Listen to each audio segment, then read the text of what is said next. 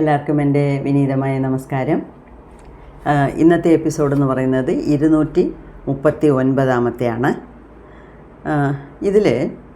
ഇതിൻ്റെ ടൈറ്റിൽ ഞാൻ തന്നിരിക്കുന്നത് കർമ്മയാത്ര. എന്നുവെച്ചാൽ കഴിഞ്ഞ വീഡിയോയിൽ പറഞ്ഞ കാര്യങ്ങളൊക്കെ ഒരു കർമ്മയാത്രയായിട്ടാണ് സദ്ഗുരു മനസ്സിൽ കണ്ട് ചെയ്തത്. ഓക്കെ, അപ്പോൾ അതിൻ്റെ തുടർച്ചയായിട്ടുള്ള ബാക്കി കാര്യങ്ങളാണ് ഇതിനകത്ത് നമ്മൾ കാണാൻ പോകുന്നത്. അപ്പം ഈ കർമ്മയാത്രയിൽ, അതായത് ഡിസംബർ 26 1996 ഡിസംബർ 26 ഇവരുടെ ഈ കർമ്മയാത്ര ആരംഭിച്ചു. 6 സ്റ്റേറ്റ് കവർ ചെയ്തു. ഏകദേശം 5000 കിലോമീറ്ററിന് മുകളിൽ, അത് കാറിലാണോ ജീപ്പിലാണോ ഏതിലോ വണ്ടിയിൽ പോയി 12 ദിവസം എടുത്തു. അപ്പം ഈ കർമ്മയാത്രയുടെ ഉദ്ദേശം എന്ന് പറയുന്നത് നേരത്തെ ഞാൻ പറഞ്ഞ പോലെ ഭാരതിയുടെയും വിജിയുടെയും ഈ പഴയ കർമ്മ കണക്കുകളെല്ലാം തീർക്കാനും ഇവരുടെ രണ്ടുപേരുടെയും എനർജി ലെവലിനെ ഒന്നിച്ച് ചേർക്കാനും ഉള്ള ശ്രമത്തിലായിരുന്നു. അതുകൊണ്ടാണ് ഈ കർമ്മയാത്ര തുടങ്ങിയത്. തിരിച്ച്, അതായത് ഒറീസ പോയി, മധ്യപ്രദേശ് പോയി, പിന്നെ കോയമ്പത്തൂരിൽ തിരിച്ച് വരാൻ എത്രയോ വഴികളുണ്ട്, പക്ഷേ ആന്ധ്ര വഴി പോകാമെന്ന് സദ്ഗുരു പറഞ്ഞു. അപ്പം വിശാഖപട്ടണമെല്ലാം ഒരുപാട് നമ്മുടെ ഭാരതിക്ക് അറിഞ്ഞ സ്ഥലമാണല്ലോ. അപ്പം ഈ ആന്ധ്രയിലെ ഒരു സ്ഥലമുണ്ട്, അവിടെ നല്ല ഒരു ശിവ ടെമ്പിളുണ്ട്, നിങ്ങൾക്കറിയാമോ എന്ന് ചോദിക്കുന്നു. പക്ഷേ ഭാരതിക്ക് ഒരു എത്തും പിടിയില്ല. ഇല്ല, അങ്ങനെ ഒന്നും എനിക്ക് അറിഞ്ഞൂടാ എന്ന് പറഞ്ഞങ്ങ് വിട്ടു. എന്തായിരുന്നാലും മനസ്സിലൊരു ഇൻറ്റ്യൂഷൻ തോന്നി സദ്ഗുരുവിന്. ഇൻറ്റ്യൂഷൻ വെച്ചാൽ ഒരു ഉൾവിളി. അത് പറഞ്ഞതിന് പ്രകാരം വണ്ടി വിട്ട് കടപ്പ എന്നുള്ള ഒരു സ്ഥലത്ത് വന്ന് ചേർന്നു. അവിടെയും ഒരു ശിവൻ്റെ ടെമ്പിളായിരുന്നു. നേരെ വണ്ടി അവിടാണ് വിട്ടത്. ഈ കടപ്പയും ശിവ ടെമ്പിളുമാണ് ഞാൻ നേരത്തെ വീഡിയോയിൽ പറഞ്ഞ പോലെ, അതായത് സദ്ഗുരു ശ്രീ ബ്രഹ്മ എന്നുള്ള ഇതിൻ്റെ മുമ്പിലത്തെ പഴയ ജന്മത്തിലെ സദ്ഗുരു ശ്രീ ബ്രഹ്മ എന്നുള്ള പേരിൽ അറിയപ്പെടുന്ന ആ സാധു, ആ യോഗിയുടെ കൂടാണ് ഈ വിഭൂതി എന്ന് പറഞ്ഞ ശിഷ്യനുള്ളത്. അപ്പോൾ ഈ സദ്ഗുരു ശ്രീ ബ്രഹ്മ എന്ന് പറയുന്നത് ഇപ്പോഴത്തെ സദ്ഗുരു, ഈ വിഭൂതി എന്ന് പറയുന്ന ശിഷ്യൻ എന്ന് പറയുന്നത് ഭാരതി. അപ്പം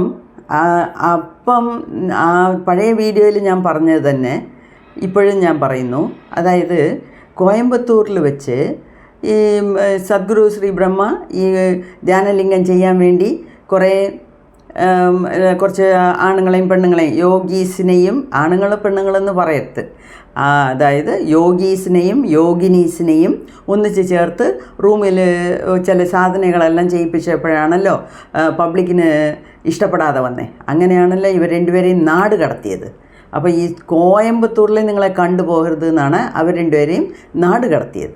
അങ്ങനെ ഇവർ ഓടി നടന്ന് കടപ്പ എന്നുള്ള, ആന്ധ്രാപ്രദേശിലുള്ള കടപ്പ എന്നുള്ള സ്ഥലത്ത് പോയി എത്തിച്ചേർന്ന് അവിടെ ഒരു ശിവൻ്റെ അമ്പലത്തിലാണ് ഇവർ രണ്ടുപേരും കുറേ നാൾ അവിടെ താമസിച്ചത്. അപ്പോഴാണ് ഇവർ രണ്ടുപേരും, അതായത് ഗുരുവും ശിഷ്യനും കൂടെ ഈ പല കാര്യങ്ങൾ പ്ലാൻ ചെയ്തത്. അതായത് ഈ ജന്മത്തിൽ ഇത് നടക്കത്തില്ല, അടുത്ത ജന്മത്തിൽ ഇത് എന്തായാലും നടന്നേ പറ്റൂ. അപ്പോൾ ആരൊക്കെ ഇതിനകത്ത് സഹായിക്കണം, ആരൊക്കെ എവിടെ ജന്മം എടുക്കണം, ഏതേത് അമ്മമാരുടെ ഗർഭപാത്രത്തിലായിരിക്കണം ഇവർ പോയി ചേരുന്നത്, അവിടെ ഏതേത് ഫാമിലിയിലാണ് ഇവർ ജനിക്കേണ്ടത്, അങ്ങനെ ധ്യാനലിംഗത്തിൻ്റെ രൂപം എങ്ങനെ ഇരിക്കണം, അത് എത്ര ഉയരം, എത്ര നീളം, എത്ര ഹൈറ്റ്, അതിൻ്റെ എല്ലാ പ്ലോട്ടും അവിടെ വെച്ചാണ് തീർത്തത്. അങ്ങനെ അപ്പം അവർ ഒരുപാട് ആ ജന്മത്ത്, അതായത് സദ്ഗുരുവും ഇപ്പോഴത്തെ സദ്ഗുരുവും, അതായത് അപ്പോഴത്തെ സദ്ഗുരു ശ്രീ ബ്രഹ്മയും ഈ വിഭൂതി എന്ന് പറയുന്നവരും ആ ശിഷ്യനും ഒരുപാട് കഷ്ടപ്പാടുകൾ അനുഭവിച്ചു, ഒരുപാട് ദുരന്തങ്ങൾ അനുഭവിച്ചാണ് ആ ജന്മം അവർക്ക് തീർക്കാൻ പറ്റിയത്. അപ്പം രണ്ടുപേരും തിരിച്ചും സദ്ഗുരുവും ഭാരതിയും അവിടെ പോന്നു, ആ ശിവൻ്റെ ടെമ്പിളിൽ പോന്നു. ഭാരതിക്ക് എല്ലാം മനസ്സിലായി. അപ്പം ഭാരതിക്ക് ആ കഷ്ടപ്പാടൊക്കെ ഓർമ്മ വരുന്നു. കഴിഞ്ഞ ജന്മത്തെ കഷ്ടപ്പാടുകളെല്ലാം ഓർമ്മ വരുന്നു. കഷ്ടപ്പാടെന്ന് വെച്ചാൽ എന്തുവാ? ആളുകൾ, പബ്ലിക്കിൻ്റെ സപ്പോർട്ടില്ല, ആളുകളെല്ലാം കൂടെ നാട് കടത്തി വിരട്ടി വിട്ടു. അപ്പോൾ ഇവർ കുറേ ഒളിച്ചോടിയാണ് ഈ കടപ്പ എന്നുള്ള ഒരു സ്ഥലത്ത് വന്ന് ചേർന്നത്, ഒരു ശിവൻ്റെ ടെമ്പിളിൽ പോയത്. പക്ഷേ ആ ശിവൻ്റെ ടെമ്പിളിൽ പോകാൻ കാരണമെന്ന് വെച്ചാൽ ആ സദ്ഗുരു ശ്രീ ബ്രഹ്മൻ്റെ ഗുരു പഴനിസ്വാമി അവിടെ പോയിട്ടുണ്ട്. അപ്പം അതെല്ലാം ലിങ്ക്ഡാണ്, എല്ലാം ഒന്നോടൊന്ന് കണക്ഷൻ ഉള്ളതാണ്. അപ്പം ഇപ്രാവശ്യം അവിടെ പോയപ്പം ഭാരതിക്ക് ഭയങ്കര മനപ്രയാസം എന്നുവെച്ചാൽ പഴയ കാര്യങ്ങളെല്ലാം ഓർമ്മ വരുന്നു. അപ്പോൾ എൻ്റെ ഗുരുവിന് എന്തുകൊണ്ട് ഇത്രയും പ്രയാസം? ഭാരതിക്ക് തനിക്ക് എന്തുകൊണ്ട് ഇങ്ങനെ പ്രയാസമെന്നല്ല വിചാരിക്കുന്നത്. എൻ്റെ ഗുരുവിന് ഓരോ ജന്മത്തും എന്തുകൊണ്ട് ഇത്രയും പ്രയാസം? ഒരു ധ്യാനലിംഗം ചെയ്യണമെന്ന് വിചാരിക്കുമ്പോൾ ഇത്രയും എതിർപ്പ് എന്തുകൊണ്ട്? ഇപ്രാവശ്യം ഞാൻ എന്തായിരുന്നാലും അദ്ദേഹത്തിനെ സഹായിച്ചേ പറ്റൂ എന്നുള്ള ഒരു ദേഷ്യം, ഒരു വെറി, ഒരു വെറുപ്പ്, എല്ലാം ഭയങ്കര ഒരു ദേഷ്യത്തിലായിരുന്നു ഭാരതി ആ സമയത്ത്. അപ്പോൾ വിജി പറഞ്ഞു, എനിക്ക് ഭാരതിയുടെ കണ്ണിനെ നേരിട്ട് നോക്കാനേ പറ്റുന്നില്ല എന്നുവെച്ചാൽ അത്രയ്ക്ക് ഫീലിങ്സ് കണ്ണിൽ കൂടെ അറിയുമായിരുന്നു. അത്രയ്ക്ക് ഒരു ദേഷ്യം, വിരക്തി, എന്തുകൊണ്ട് ഇങ്ങനെ സംഭവിക്കുന്നു?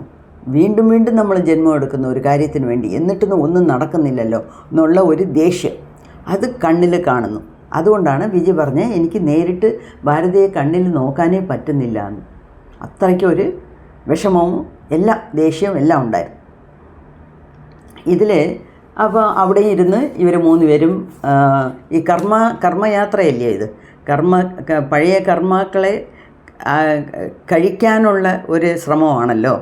അപ്പോൾ ഇവർ 3 പേരും അവിടെ ഇരുന്ന് ധ്യാനം ചെയ്തു, മെഡിറ്റേഷനൊക്കെ ചെയ്ത്.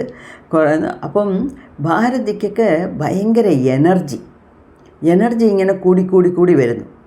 അത് ഒരു പ്രാവശ്യം ഇവർ മെഡിറ്റേഷൻ കഴിഞ്ഞ് വന്നപ്പം സദ്ഗുരുവിൻ്റെ മോള് ഭാരതിയെ പോയി അമ്മാന്ന് പറഞ്ഞ് കെട്ടിപ്പിടിച്ചു. അപ്പം അതിൽ നിന്ന് എന്തോ അർത്ഥം? അത് ഒരു ഇൻഡിക്കേഷനാണ്. അതായത് ഇത്രയും നാൾ സദ്ഗുരു ഒരു ഗുരുവിൻ്റെ നിലയിലിരുന്ന് ഭാരതിയെയും വിജയെയും ഒന്നിപ്പിക്കണം, അവരുടെ എനർജിയെ ഒന്നിപ്പിക്കണം. അപ്പം ഇവർ ദേശം കൊണ്ട് ഒന്നും ചെയ്യാൻ പറ്റത്തില്ല, പക്ഷേ മനസ്സുകൊണ്ടും എനർജി ലെവൽ കൊണ്ടും അവരുടെ ചിന്താഗതിയിലും എല്ലാത്തിലും ഒത്ത മനസ്സോടിരുന്നാൽ മാത്രമേ അവർക്ക് ഈ ധ്യാനലിംഗം പ്രതിഷ്ഠിക്കാനുള്ള ശക്തി ഉണ്ടാവത്തുള്ളൂ എന്നാണ് സദ്ഗുരുവിൻ്റെ കണക്ക് കൂട്ടൽ. അപ്പം അത് ഇവിടെ സംഭവിച്ചു. അതുകൊണ്ടാണ് മോള് തന്നെ ഭാരതിയെ കണ്ട് അമ്മ എന്ന് പറഞ്ഞ് കെട്ടിപ്പിടിച്ചു. അപ്പോൾ അത് ഒരു ഇൻഡിക്കേഷനാണ്. അതായത് ഭാരതിയുടെ എനർജി ലെവലും വിജിയുടെ എനർജി ലെവലും ഇപ്പം ഒരുപോലെയായി എന്നുള്ള കാര്യം പിടികിട്ടി. അത് കൊച്ചു മുഖാന്തരം സദ്ഗുരുവിന് ഉണർത്തിക്കൊടുത്തു. പിന്നെ സദ്ഗുരു ഇവർ 2 പേരെയും വിളിച്ചു, ഭാരതിയെയും വിജയെയും വിളിച്ച്, നിങ്ങളൊരു കാര്യം ചെയ്യണം, ഫെബ്രുവരി അല്ലെങ്കിൽ മാർച്ച് നഹം ധ്യാനലിംഗ നമ്മൾ പ്രതിഷ്ഠ ചെയ്തിരിക്കും എന്നുള്ളത് ഒരു പ്രോമിസ് എനിക്ക് തരണം എന്ന് പറഞ്ഞു. ചെയ്യാമല്ലോ എന്ന് പറഞ്ഞു. ചെയ്യാമെന്ന് പറഞ്ഞിട്ട് കാര്യമില്ല, ഇപ്പോൾ എനിക്ക് സത്യം ചെയ്തു തരണം. ഈ ഫെബ്രുവരി പൗർണമിക്ക് അല്ലെങ്കിൽ മാർച്ച് പൗർണമിക്കകം ഇത് നടന്നിരിക്കണം എന്ന് പറഞ്ഞ് 2 പേരെടുത്തും സത്യം വാങ്ങിച്ചു. സത്യം ചെയ്തു തരാം എന്നുള്ള സത്യം വാങ്ങിച്ച് 3 പ്രാവശ്യം ശബ്ദമിട്ട് പറയാൻ പറഞ്ഞു. ഈ ശബ്ദമിട്ട് പറയാൻ പറഞ്ഞത് എന്തിനാന്ന് വെച്ചാൽ, നമ്മൾ പറയുന്ന ഓരോ വാക്കിനും വിലയുണ്ട്. വിലയെന്ന് വെച്ചാൽ എനർജി ഉണ്ട്. അതുകൊണ്ടൊക്കെയാണ് നമ്മളെടുത്ത് ഇപ്പോൾ നമ്മുടെ മൂത്തവരൊക്കെ എന്ത് പറഞ്ഞിട്ടുണ്ട്? ചീത്ത വർത്താനം പറയരുത്, മറ്റവരെ ശപിക്കരുത്, അപ്പോൾ ആരെങ്കിലും അങ്ങനെ പോട്ടെ ഇങ്ങനെ പോട്ടെ അവ അനുഭവിക്കും, അങ്ങനെ ഇങ്ങനെയെന്നൊക്കെ മനസ്സുകൊണ്ട് പ്രാകരുത് എന്ന് പറയുന്നത്. എന്നുവെച്ചാൽ പ്രാകുമ്പം അതിനെ മനസ്സിലാക്കി തരാനാണ്. അവിടെ ഒരു ദേവത ഉണ്ട്, മേളി ഒരു ദേവത നോക്കിക്കൊണ്ടിരിക്കുന്നു, ചിലപ്പം ഇടയ്ക്കിടയ്ക്ക് ആ ദേവത തഥാസ്തു എന്ന് പറയും. അപ്പോൾ ഈ തഥാസ്തു എന്ന് പറയുന്ന സമയത്ത് നമ്മൾ എന്ത് പറയുന്നോ അത് നടക്കും. അതുകൊണ്ട് അത് എപ്പോഴാണ് ദേവത തഥാസ്തു എന്ന് പറയുന്നതെന്ന് നമുക്ക് അറിഞ്ഞുകൂടാ. അതുകൊണ്ടാണ് എപ്പോഴുമേ നിങ്ങൾ നല്ല വാക്കേ പറയാവൂ, നല്ല വാക്കുകളെ ഉപയോഗിക്കാവൂ എന്ന് വലിയവരൊക്കെ നമുക്ക് പറഞ്ഞു തന്നതിൻ്റെ കാരണം ഈ എനർജി ലെവലാണ്. അതിന് അങ്ങനെയൊക്കെ പറഞ്ഞാൽ നമുക്കാർക്കും മനസ്സിലാവത്തില്ല. എന്തുവാ എനർജി, എവിടെ ഇരിക്കുന്ന എനർജി എന്ന് പറഞ്ഞിട്ട് പോകും. അതിനൊക്കെയാണ് ഇവർ കഥകൾ ഉണ്ടാക്കുന്നത്. ഓക്കെ, അക്കാലത്ത് ഇങ്ങനെയൊക്കെ ഒരു കഥ ഉണ്ടാക്കി പറഞ്ഞത് അപ്പോഴെങ്കിലും നമ്മൾ വിശ്വസിക്കും, അപ്പോഴെങ്കിലും നമുക്ക് മനസ്സിലാകും എന്നുള്ളതിൻ്റെ അർത്ഥമാണ് അത്. അപ്പം 3 പ്രാവശ്യം സദ്ഗുരു ഇവർ രണ്ടുപേരെടുത്തും ശബ്ദമിട്ട് പറയാൻ പറഞ്ഞു. വെറുതെ പ്രോമിസ് ചെയ്തിട്ട് കാര്യമില്ല, മനസ്സുകൊണ്ട് അക്സെപ്റ്റ് ചെയ്തിട്ട് കാര്യമില്ല, മൂളിയിട്ട് കാര്യമില്ല, വായ് കൊണ്ട് ശബ്ദമായിട്ട് പറയണം എന്ന് പറഞ്ഞ് 3 പ്രാവശ്യം ഇവരെ രണ്ടുപേരെ കൊണ്ടും പറയിപ്പിച്ചു. ഓക്കെ, അങ്ങനെ. അപ്പം ശരിക്കും പറഞ്ഞാൽ കർമ്മ കണക്കുകളെല്ലാം അങ്ങ് കഴിഞ്ഞ്, ഈ സഞ്ചിത കർമ്മ, പ്രാരാബ്ധ കർമ്മ, നെഗറ്റീവ് കർമാസ് എല്ലാം കഴിഞ്ഞ് രണ്ടുപേരും അങ്ങനെ നല്ല ഒരു ഹൈ എനർജി ലെവലിൽ റെഡി ടു മേക്ക് ധ്യാനലിംഗ എന്നുള്ള രീതിയിലാണ് അവർ രണ്ടുപേരെയും റെഡിയാക്കി എടുത്തത് സദ്ഗുരു. ഓക്കെ, അങ്ങനെ. അപ്പം തിരിച്ച് ഇവർ 12 ദിവസം കഴിഞ്ഞ് ആശ്രമത്തിലോട്ട് തിരിച്ചു വന്നു.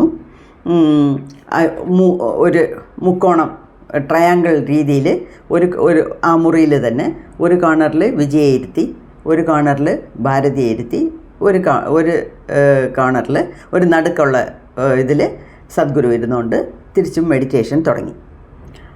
അതിൽ ബാക്കിയുള്ളവരെയെല്ലാം, അതായത് ആശ്രമത്തിലുള്ളവരെല്ലാം കൂടെ ചുറ്റിയിരുന്ന് മെഡിറ്റേഷൻ ചെയ്യും. എപ്പോൾ സദ്ഗുരു ചെയ്താലും ആശ്രമത്തിലുള്ളവരൊക്കെ എപ്പോൾ വേണമെങ്കിലും ഫ്രീ ആയിട്ട് കൂടെ ഇരുന്ന് ചെയ്യാം. എന്നുവെച്ചാൽ അവരെല്ലാം അങ്ങനെ സെലക്റ്റഡ് ആൾക്കാരാണ്. അപ്പോൾ സദ്ഗുരു ധ്യാനം ചെയ്യുന്നു, നിങ്ങളാരും അടുത്ത് വരരുത്, അങ്ങനെയല്ല.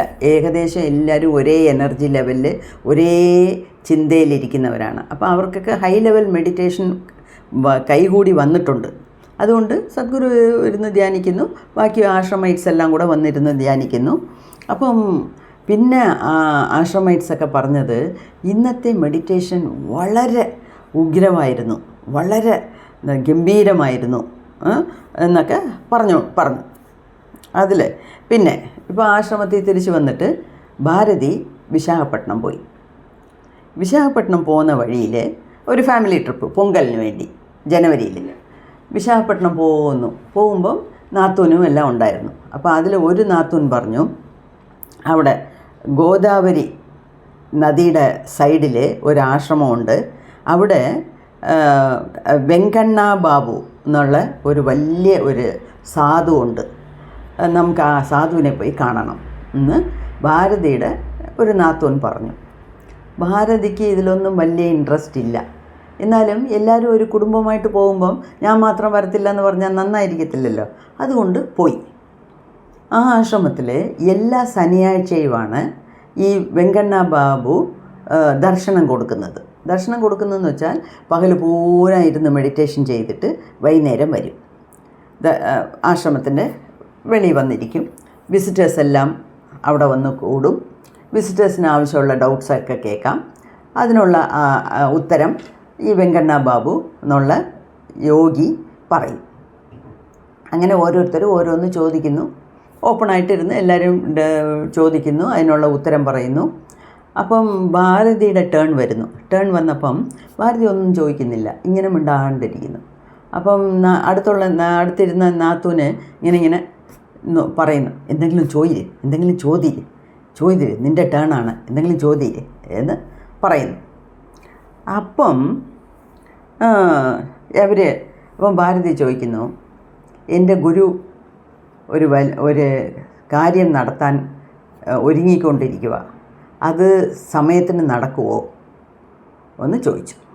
അതായത് ധ്യാനലിംഗത്തിനെക്കുറിച്ചോ സദ്ഗുരുവിനെക്കുറിച്ചോ ഒന്നുമല്ല പറയുന്നത്. എൻ്റെ ഒരു ഗുരു ഒരു വലിയ ഒരു കാര്യം ദൗത്യം ഏറ്റെടുത്ത് അത് ചെയ്യാനുള്ള പുറപ്പാടാണ്. പക്ഷേ അതിനകത്ത് ചില സമയങ്ങളൊക്കെ പല തടസ്സങ്ങളൊക്കെ വരുന്നുണ്ട്. അത് നല്ല രീതിയിൽ നടക്കുമോ എന്ന് ചോദിച്ചു. അപ്പം ഈ വെങ്കണ്ണ ബാബു കുറേ നേരം കണ്ണടച്ചിരുന്നിട്ട് പറയുക, വെങ്കണ്ണ ബാബു ഇതുവരെ സദ്ഗുരുവിനെ കണ്ടിട്ടില്ല. കണ്ണടച്ചിരുന്ന് ധ്യാനിച്ച് പിന്നീട് പറയുവാണ്, നിങ്ങളുടെ ഗുരു സാധാരണപ്പെട്ട ഒരു മനുഷ്യനല്ല. അദ്ദേഹത്തിൻ്റെ പവർ എന്ന് പറയുന്നത് ഈ കടലിനെക്കാട്ടിലും സമുദ്രത്തിനെക്കാട്ടിലും പരന്ന് വിരിഞ്ഞിരിക്കുന്ന ഒരു എനർജിയാണ്. അദ്ദേഹം വിചാരിച്ചത് നടക്കും, പക്ഷേ ഇടയ്ക്കിടയ്ക്ക് കുറച്ച് തടസ്സങ്ങൾ ഞാൻ കാണുന്നുണ്ട്. അതുമാത്രമല്ല, അത് അദ്ദേഹത്തിൻ്റെ ആരോഗ്യത്തിനെ ബാധിക്കും എന്ന് പറഞ്ഞു. പിന്നെ ഭാരതിയെ അടുത്ത് പറഞ്ഞു, നിങ്ങളൊരു ദൗത്യം ഏറ്റെടുത്തിട്ടുണ്ട്, അത് നിങ്ങൾ നല്ല പാതയിൽ കൂടെയാണ് പോകുന്നത്, നിങ്ങളതിൽ തുടർന്ന് പൊയ്ക്കോ ഒന്നും കൂടെ പറഞ്ഞങ്ങ് നിർത്തി. പിന്നെ ആശ്രമത്തിൽ നിന്ന് എല്ലാവരും വീട്ടിൽ വന്നു. വിശാഖപട്ടണം വന്ന ഉടനെ ഭാരതി സദ്ഗുരുവിനെയും വിളിക്കുന്നു, ഫോണിൽ വിജയെയും വിളിക്കുന്നു. അപ്പം ഇങ്ങനെ വെങ്കണ്ണ ബാബു പറഞ്ഞതൊന്നും മുഴുക്കെ പറയാനുള്ള താല്പര്യമില്ല. എന്നുവെച്ചാൽ അവർക്ക് മനപ്രയാസം വരുമെന്നുള്ളതുകൊണ്ട്. അതേ സമയത്ത് പറയാതിരിക്കാനും പറ്റുന്നില്ല. അപ്പം വിജയെ വിളിച്ച് പറഞ്ഞു, സദ്ഗുരുവിൻ്റെ ഹെൽത്ത് കുറച്ചുകൂടെ നമ്മൾ ശ്രദ്ധിക്കണം. അപ്പം വിജയ് തന്നെ ഇങ്ങോട്ട് പറഞ്ഞു, അതെ കുറച്ച് നാൾ കൊണ്ടേ സദ്ഗുരുവിന് കുറച്ച് പ്രയാസങ്ങളൊക്കെ ഉണ്ട്. അതായത് ഇത് ചെയ്യുന്നതിൽ, ധ്യാനലിംഗം ചെയ്ത് തീർക്കുന്നതിൽ കുറച്ച് ഡിലേ വരുമെന്ന് എന്തോ അദ്ദേഹത്തിന് തോന്നുന്നുണ്ട്. അതുകൊണ്ട് തന്നെയാണ് അദ്ദേഹം ഒരു മാതിരിയാണ് ഇപ്പം, നേരത്തെ കൂട്ടല്ല, എന്തോ ഒരു വിഷമത്തിലൊക്കെയാണ് എന്ന് വിജി അങ്ങോട്ടേക്ക് പറഞ്ഞു. പിന്നെ ഇത് പറഞ്ഞ് രണ്ടുപേരെയും ശകലം ഒന്ന് സൂചിപ്പിച്ചിട്ട് അങ്ങ് വെച്ചു. പിന്നെ ഈ കർമ്മയാത്രയൊക്കെ കഴിഞ്ഞിട്ട് സദ്ഗുരു വിജിയെ ബാംഗ്ലൂരിലോട്ട് കൊണ്ടുപോയി. ബാംഗ്ലൂരിൽ സദ്ഗുരുവിൻ്റെ ഒരു കസിൻ്റെ കല്യാണം. അപ്പം കല്യാണം കഴിഞ്ഞ് ഇപ്പം 12 വർഷമായി. ഈ 12 വർഷവും എവർ കടന്ന് ഓടുന്നു എന്നല്ലാതെ, അതായത് സദ്ഗുരുവും വിജയും കടന്ന് ഓടുന്നു, നെട്ടുവട്ടം കടന്ന് ഓടുന്നു, അവരവരുടെ രീതിയിൽ ജീവിതം നയിച്ചു കൊണ്ടുപോയി. അതല്ലാതെ പിന്നെ ഇപ്പോൾ ആശ്രമത്തിൻ്റെ ചുമതല, അതല്ലാതെ ധ്യാനലിംഗം ചെയ്യേണ്ട ചുമതല, ഒരു കൊച്ച്, അതിൻ്റെ കാര്യം, ആശ്രമത്തിൻ്റെ വളർച്ച, അങ്ങനെ പല പല പല കാര്യത്തിലും സദ്ഗുരുവും വിജയും ഇൻവോൾവ് ആയതുകൊണ്ട് ഇവർക്ക് ഈ റിലേറ്റീവ്സിനെ പോയി കാണാൻ ഒന്നിനും ഒരു സമയമില്ല.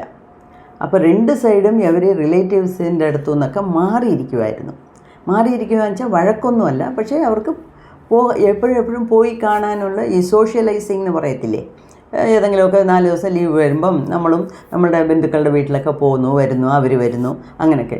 ഇതിലൊന്നും ഇവർക്ക് സമയമില്ല.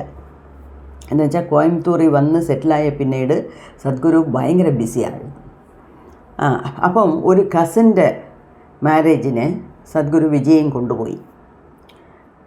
കൊണ്ടുപോയപ്പം കുറേ നാൾ റിലേറ്റീവ്സൊക്കെ കാണാതിരുന്നതുകൊണ്ട് ഇപ്രാവശ്യം ഇവർ രണ്ടുപേരെയും നല്ല രീതിയിൽ സ്വീകരിച്ചു. അതുമാത്രമല്ല, ഇപ്പം ഈ ധ്യാനം ചെയ്ത് വിജയുടെ മുഖത്ത് അങ്ങനെ ഒരു തേജസ്, ഒരു ഫുൾ മൂണിൻ്റെ, അതായത് നിലാവിൻ്റെ ഒരു ചൈതന്യം മുഖത്ത്, നല്ല ഒരു ബ്രൈറ്റ്നസ്, നല്ല ഒരു കുളിർമ സ്വഭാവത്തിലും ചിരിയിലും മുഖത്തും എല്ലാം.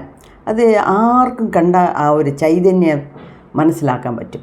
അങ്ങനെ ഒരു വ്യത്യാസമായിട്ടുള്ള മുഖം ഇപ്പോൾ കാണുമ്പോൾ. അപ്പം സദ്ഗുരുവിൻ്റെ ആൾക്കാരുടെ ഫാമിലിയിലുള്ള എല്ലാവരെയും പോയി കണ്ടു. അതേമാതിരി വിജിയുടെ വീട്ടിലുമുള്ള റിലേറ്റീവ്സ് എല്ലാവരെയും പോയി കണ്ടു. കണ്ടപ്പോഴത്തേക്ക് പിന്നെ അങ്ങനെ ഇങ്ങനെ പോയി കണ്ടിട്ട് വന്നു. പിന്നെ 1997 ജനുവരി മാസം 22-ാം തീയതി കോയമ്പത്തൂരിലിരുന്നപ്പം വിജി ഒരു ദിവസം ഭാരതിയുടെ വീട്ടിൽ പോയി കതവ് തട്ടുന്നു. കതവ് തട്ടിയപ്പം അപ്രത്യക്ഷമായിട്ടാണ് വിജി അവിടെ പോയി നിൽക്കുന്നത്. എന്നാലും ഭാരതിയെ വിളിച്ചു അകത്തേക്ക് വരാൻ പറഞ്ഞ് ഡിന്നറൊക്കെ കൊടുത്തു. വിജി കുറച്ച് പ്രസാദം കൊണ്ടുപോയിരുന്നു, അത് കൊടുത്തു. അങ്ങനെ ഭാരതിയെ കണ്ടിട്ട് വന്നു. 23-ാം തീയതി ജനുവരി 23-ാം തീയതി പൗർണമി. അന്ന് ശരിക്കും പറഞ്ഞാൽ ഭാരതിക്ക് ആശ്രമത്തിലോട്ട് പോകാനുള്ള സമയമില്ല. എന്നുവെച്ചാൽ ഭാരതിയുടെ മോഡൽ സ്കൂൾ പ്രോഗ്രാം ഏതോ ഒന്ന്, അതിന് ഭാരതിക്ക് അവിടെ പോകണമായിരുന്നു. വിജിക്കും ഭയങ്കര ഒരു തിരക്ക് കൂടിയ ഒരു ദിവസമായിരുന്നു. എന്നുവെച്ചാൽ ഈ പൗർണമിക്കും അമാവാസ്യയ്ക്കും സ്പെഷ്യൽ ധ്യാനങ്ങളുണ്ട്. അത് ഈശാ യോഗ സെൻറ്ററിൽ പോയി താമസിക്കുന്നവർക്കറിയാം. ഞാൻ വന്ന് മനഃപൂർവ്വം ഒരു പ്രാവശ്യം പ്രദോഷ സമയത്ത് പോയി. എന്നുവെച്ചാൽ പ്രദോഷ സമയത്ത് ധ്യാനലിംഗത്തിൻ്റെ മുമ്പിലിരുന്ന് ധ്യാനിക്കാമെന്നുള്ള ഇനിയൊരു പ്രാവശ്യം ഞാൻ പോയപ്പം ഞങ്ങളെല്ലാവരും കൂടെ പോയത് പൗർണമി അടുപ്പിച്ചാണ്, പൗർണമിയുടെ അന്നാണ് പോയത്. അപ്പോൾ പൗർണമിക്കൊക്കെ ധ്യാനലിംഗത്തിൻ്റെ മുമ്പിൽ ലേഡീസിനെ പെർമിറ്റ് ചെയ്യും. രാത്രി 12 മണിക്കൊക്കെ അവിടെ ഇരുന്ന് ധ്യാനിക്കാൻ വിടും. അമാവാസ്യയ്ക്ക് ആണുങ്ങളെ രാത്രിയൊക്കെ ധ്യാനലിംഗത്തിൻ്റെ മുമ്പിൽ ഇരുന്ന് ധ്യാനിക്കാൻ വിടും. അതിനൊക്കെ സ്പെഷ്യൽ പെർമിഷനുണ്ട്, അല്ലാതെ വിടത്തില്ല. അപ്പം ഞങ്ങൾ ആ സമയമൊക്കെ അതൊക്കെ അറിഞ്ഞ് ആ സമയം അനുസരിച്ചാണ് ഞങ്ങൾ പോയത്. അപ്പം ഞങ്ങൾ ഒരുപാട് ധ്യാനലിംഗത്തിൻ്റെ മുമ്പിലിരുന്ന് ധ്യാനം ചെയ്തിട്ടുണ്ട്. അവിടെ പല പല കാര്യങ്ങളൊക്കെ ഞങ്ങൾ ചെയ്തിട്ടുണ്ട്. ഈ അമാവാസ്യയ്ക്കും പൗർണമിക്കുമൊക്കെ വെളിയിൽ കുറച്ച് കുടത്തിൽ പാല് വെച്ചേക്കും. ആ പാല് വാങ്ങിച്ച് ഈ പടി കയറി ധ്യാനലിംഗത്തിൻ്റെ മേളിൽ കൂടെ നമുക്കിരുന്ന് ഒഴിക്കാൻ പറ്റും. അതിനൊക്കെ ടിക്കറ്റും കാര്യങ്ങളൊക്കെ ഉണ്ട്. പക്ഷേ അതൊക്കെ ചെയ്യുന്നത് തന്നെ എന്ത് വലിയ ഭാഗ്യമാണ്. അപ്പോൾ അതൊക്കെ ഞങ്ങൾ നേരത്തെ ചെയ്തിട്ടുണ്ട്. അങ്ങനെ ഇതൊക്കെയാണ് ജനുവരിയിൽ നടന്നത്. ഇനിയുള്ളത് ക്ലൈമാക്സ് എന്ന് പറയുന്നത് നമുക്ക് അടുത്ത വീഡിയോയിൽ കാണാം. ഓക്കെ, നന്ദി, നമസ്കാരം.